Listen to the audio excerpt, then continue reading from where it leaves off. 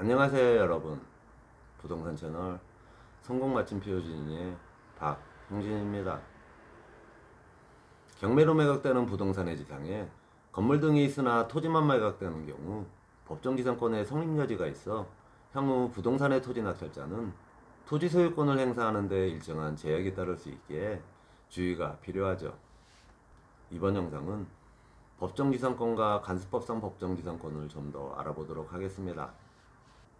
A는 토지와 그 지상의 미등기 건물 소유자로서 B에게 토지와 건물을 매도하였고, B는 이를 인도받아 건물은 미등기인 상태로 놔두었고 토지에 대하여만 소유권 이전 등기를 격려합니다.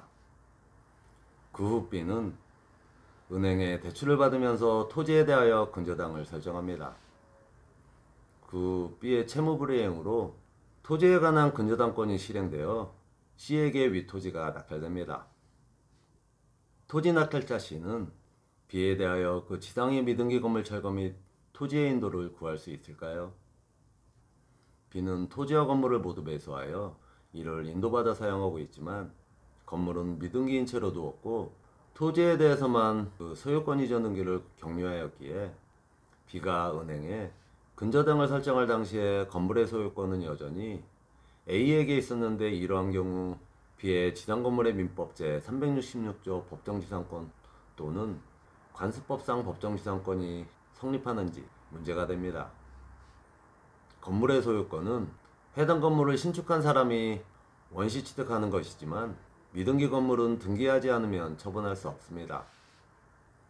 민법 제366조에 의한 저당권 실행에 의한 법정지상권 성립 요건은 첫 번째, 저당권 설정 당시 건물이 존재할 것.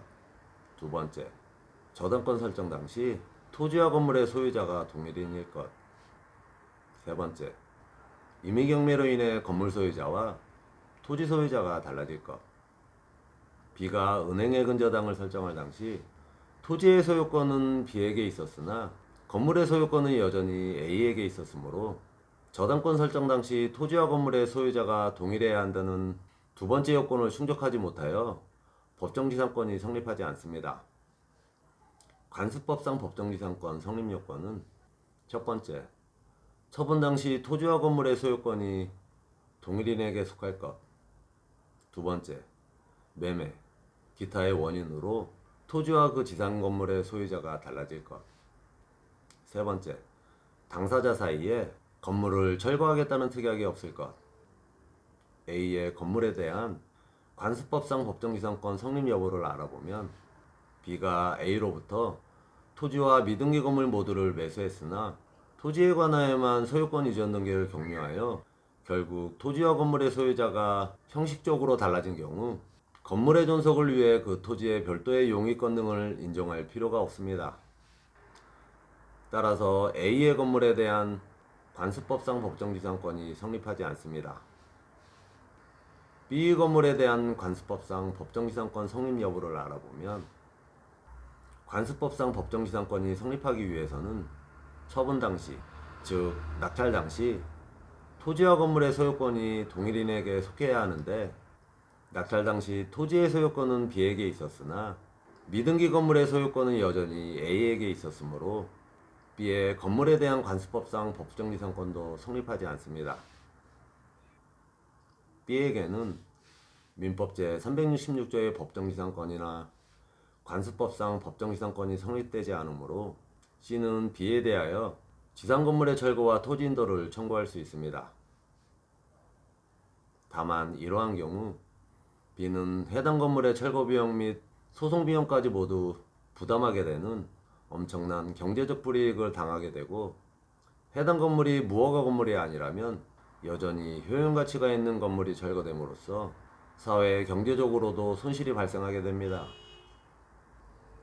또한 낙찰자 C의 입장에서도 소송을 통해 B에게 지상 건물의 철거를 구할 경우 오랜 시일이 걸리므로 기회비용의 상실과 많은 에너지가 소모되겠죠. 낙찰자 C의 문제 해결. C는 B와의 협상으로 지상 건물이 효용가치가 있는 경우 B로부터 지상 건물을 저가에 매입하거나, 반대로 건물의 효용가치가 큰 경우 낙찰받은 토지를 비에게 고가로 되파는 방법 등을 생각해 볼 수 있습니다. 다음 영상은 법정지상권의 지료 청구와 소멸 청구에 대해 알아보도록 하겠습니다. 지금까지 성공 마침표 지인의 박형진이었습니다. 땡유벨에 감사합니다.